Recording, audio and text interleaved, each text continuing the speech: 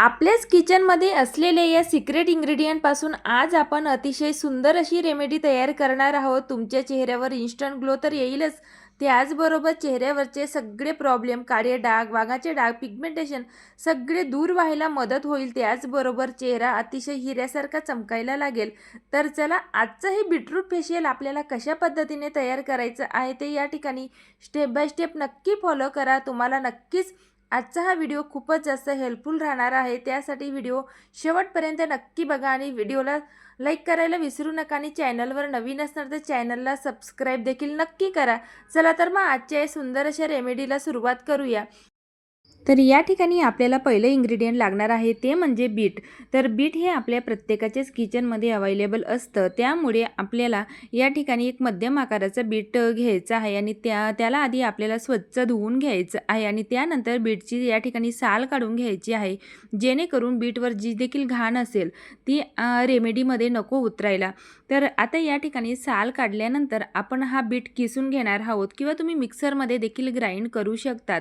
तर बीटमध्ये आपल्या चेहऱ्याची कोलेजन लेवल बूस्ट करायची ताकद ही खूप जास्त असते, जे की आपल्या त्वचेला नॅचरल ग्लोईंग करायला मदत करते. त्याचबरोबर आपल्या स्किनवर जेवढी देखील डर्ट ऑइल इम्प्युरिटीज असते ती रिमूव्ह करण्यासाठी बीट हे खूपच जास्त हेल्पफुल असतं. तर चला, आता एका ग्रेटरच्या साह्याने म्हणजे किसणीच्या साह्याने आपल्याला बीट हा किसून घ्यायचा आहे किंवा तुम्ही मिक्सरमध्ये देखील ग्राइंड करू शकतात. तर आपल्याला फक्त बीटमधला जो ज्यूस आहे तो या ठिकाणी लागणार आहे. तर आपण भरपूर वेळा पार्लरमध्ये जे महागडे असे फेशियल्स करतो, परंतु त्याचा पाहिजे तसा रिझल्ट आपल्याला मिळत नाही. या उलट आपल्याला त्या केमिकल्सयुक्त प्रोडक्टमुळे आपल्या चेहऱ्यावर रिॲक्शन देखील होत असतात. परंतु घरच्या घरी जर का आपण अशा प्रकारे घरगुती उपाय केले तर आपल्या चेहऱ्यावर त्याचा रिझल्ट हा खूप चांगल्या प्रकारे बघायला मिळतो. तर चला, आता या ठिकाणी बीट हा छान असा किसून घेतल्यानंतर एका चाळणीच्या मदतीने आपल्याला याच्यातला जो रस आहे तो सगळा चाळून घ्यायचा आहे. तर बिटाचा जो रस आहे तो आपल्या चेहऱ्यावरील जे ओपन पोअर्स असतात ते देखील टाईट करायला खूपच जास्त हेल्पफुल असतो. तर वाढत्या वयानुसार जर का तुमची स्किन ही खूप जास्त डॅमेज झालेली असेल तर ते स्किन सेल्स रिपेअर करायचं काम देखील बीटरूट अतिशय वेगाने करत असतं. त्याचबरोबर बीटरूटमध्ये जे व्हिटॅमिन बी असतं ते आपल्या चेहऱ्यावर इन्स्टंट ग्लो आणायचं काम करतं. त्यासाठी आपण आठवड्यातनं एकदा का असेना बीटरूटचा वापर आपण आपल्या चेहऱ्यासाठी नक्की करायला हवा. आणि माझा हा व्हिडिओ तुम्ही कुठल्या गावातनं किंवा शहरातनं बघताय ते देखील मला नक्की कमेंटमध्ये सांगा, जेणेकरून मला कळेल की माझा हा व्हिडिओ कुठपर्यंत पोहोचतोय ते. सोबतच लाईक, शेअर आणि सबस्क्राईब करायला विसरू नका. तर चला, आता या ठिकाणी बीटचा आपण जेवढं देखील बीटचा ज्यूस होता तो सगळं चाळणीच्या मदतीने काढून घेतलेला आहे. तर साधारणतः या ठिकाणी 3 ते 4 टेबलस्पून एवढा ज्यूस या ठिकाणी निघालेला आहे. तर आता यापासून आपल्याला आजची ही रेमेडी कशा पद्धतीने तयार करायची आहे ते या ठिकाणी स्टेप बाय स्टेप नक्की बघा. तर आता आपल्याला यामध्ये पहिलं इन्ग्रेडियंट ॲड करायचं आहे ते म्हणजे मसूर डाळीचं पीठ, म्हणजे मसूर डाळीचं पावडर. तर मसूर डाळीचं पीठ जर का तुमच्याकडे नसेल तर मिक्सरमध्ये देखील मसूर डाळ तुम्ही ग्राइंड करून त्याची छान अशी बारीक पावडर तयार करू शकता. तर साधारणतः आपल्याला 1 टेबलस्पून एवढं मसूर डाळीचं पीठ या ठिकाणी लागणार आहे. आणि नेक्स्ट इन्ग्रेडियंट म्हणजे आपल्याला लागणार आहे ते म्हणजे राईस फ्लोअर म्हणजेच तांदळाचं पीठ. तर तांदळाचं पीठ घालणं हे देखील यामध्ये खूपच जास्त गरजेचं आहे. कारण तांदूळ हे आपल्या त्वचेला नॅचरल लाईटनिंग किंवा ब्राईटनिंग इफेक्ट देण्यासाठी खूपच जास्त हेल्पफुल असतो. तसेच त्याचबरोबर आपण यामध्ये मसूर डाळीचं पीठ ॲड केलेलं आहे, जे की आपल्या त्वचेला नॅचरल क्लीन करायचं काम करते. तसेच मसूर डाळीमध्ये नॅचरल ब्लिचिंग प्रॉपर्टीची खूप जास्त प्रमाणात असते. त्यासाठी या बीटरूट फेस पॅकमध्ये आपल्याला हे दोघीही इन्ग्रेडियंट ॲड करणं खूपच जास्त गरजेचं आहे. दोघांचंही काम आपल्या जागेवर एकदम परफेक्ट आहे. आपल्या त्वचेला एकदम नॅचरल ग्लो तर येतोच, त्याचबरोबर एक नैसर्गिक चमक आपल्या त्वचेला या बीटरूट फेशियलमुळे येत असते. तर चला, आता या ठिकाणी फेस पॅकची कन्सिस्टन्सीनुसार आपल्याला थोडं अजून यामध्ये राईस फ्लोअर ॲड करायचं आहे. आपल्याला हा फेस पॅक जास्त घट्ट देखील ठेवायचा नाही आहे आणि जास्त लिक्विडही ठेवायचं नाही आहे. तर आता यामध्ये आपल्याला नेक्स्ट इन्ग्रेडियंट ॲड करायचं आहे ते म्हणजे ॲलोवेरा जेल. तर या ठिकाणी जर का तुम्हाला प्लांट बेसमधलं ॲलोवेरा जेल सूट होत असेल तर तुम्ही ते देखील ॲड करू शकतात. परंतु शक्यतो मार्केट बेसमध्ये जे ॲलोवेरा जेल येतं ते या ठिकाणी ॲड करायचा प्रयत्न करा, जेणेकरून कुठल्याही प्रकारचं रिॲक्शन तुमच्या त्वचेवर होणार नाही.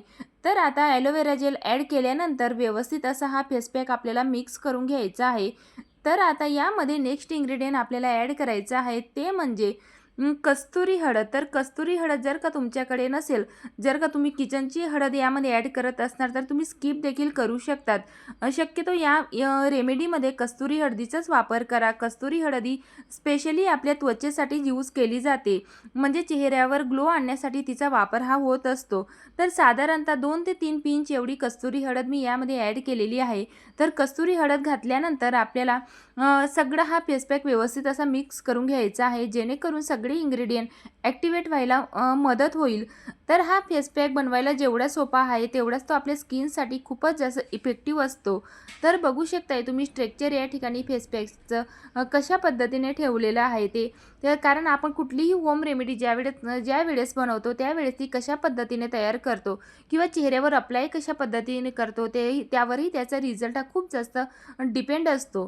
तर चला आता हा फेस पॅक तर तयार झालेला आहे. आता चेहऱ्यावर अप्लाय कशा पद्धतीने करायचा ते या ठिकाणी स्टेप बाय स्टेप नक्की फॉलो करा. तर त्याआधी आपल्याला चेहरा हा स्वच्छ वॉश करून घेणं खूपच जास्त गरजेचं आहे. कुठल्याही प्रकारचं कॉस्मेटिक आपल्या फेसवर नको असायला, त्यानंतरच आपण हा फेस पॅक चेहऱ्यावर अप्लाय करायला हवा. तर बघू शकताय तुम्ही, तर कन्सिस्टन्सी आपल्याला अशाच प्रकारची ठेवायची आहे. तर आता या ठिकाणी आपल्याला सर्क्युलर मोशनमध्ये किंवा लोअर टू अपर डायरेक्शनमध्ये हा फेस पॅक चेहऱ्यावर अप्लाय करायचा आहे.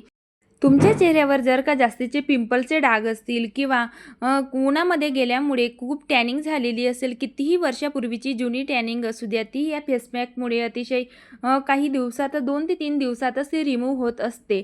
तर आता या ठिकाणी पूर्ण चेहऱ्याला आपल्याला हा फेस पॅक अप्लाय झाल्यानंतर तो असाच ठेवायचा नाही आहे. तर 3 ते 4 मिनिटासाठी हलक्या हाताने आपल्याला पूर्ण चेहऱ्याला मसाज करायची आहे, जेणेकरून आपल्या चेहऱ्यावरचे सगळे ब्लॅकहेड्स किंवा व्हाईटहेड या प्रोसेसमुळे रिमूव्ह व्हायला मदत होत असते.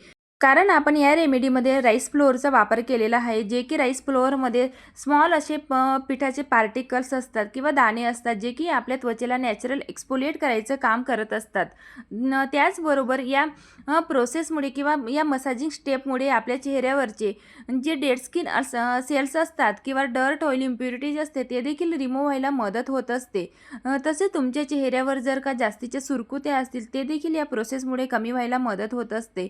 तर या ठिकाणी ज्या भागावर तुम्हाला चेहऱ्याच्या ज्या भागावर जास्तीचे काळे डाग धब्बे असतील किंवा ब्लॅकहेड्स किंवा व्हाईटहेड असतील, त्या भागावर चांगल्या प्रकारे 2 ते 3 मिनिटासाठी हलक्या हाताने मसाज द्या, जेणेकरून ते देखील रिमूव्ह व्हायला खूप जास्त मदत होईल. तर आता बघू शकताय तुम्ही, हलक्या हाताने आपल्याला 3 ते 4 मिनिटासाठी मसाज झाल्यानंतर फेस पॅकची सेकंड लेयर चेहऱ्यावर अप्लाय करायचं कधीच विसरायचं नाही आहे, कारण ही स्टेप खूप जास्त महत्त्वाची असते.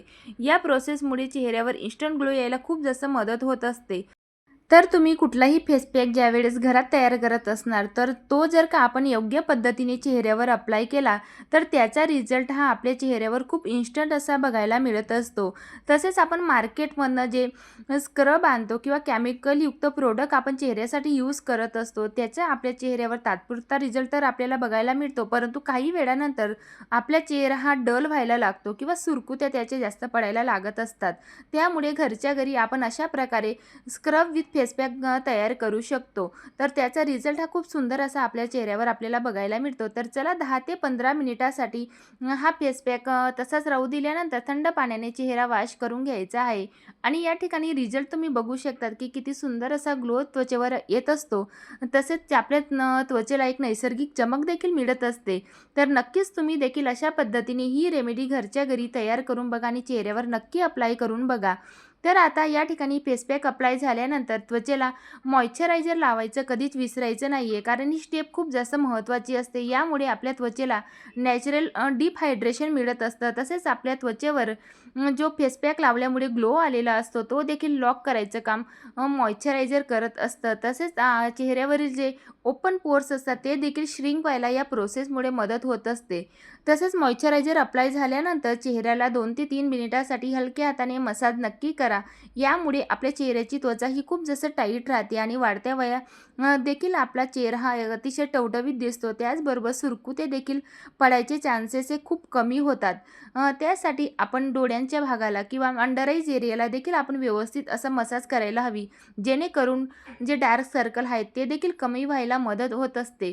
तर नक्की तुम्ही देखील अशा पद्धतीने ही रेमेडी घरच्या घरी नक्की अप्लाय करून बघा. नक्कीच तुम्हाला तुमच्या चेहऱ्यावर खूपच जास्त इन्स्टंट ग्लो बघायला मिळेल. तुम्ही पार्लरमध्ये जाणं विसरणार, एवढी इफेक्टिव्ह ही रेमेडी आहे. तर चला, आजची ही रेमेडी तुम्हाला कशी वाटली मला नक्की कमेंट करून सांगा आणि व्हिडिओ आवडला असेल तर व्हिडिओला लाईक नक्की करा. चला तर मग भेटूया नवीन अशाच रेमेडीसोबत. बाय.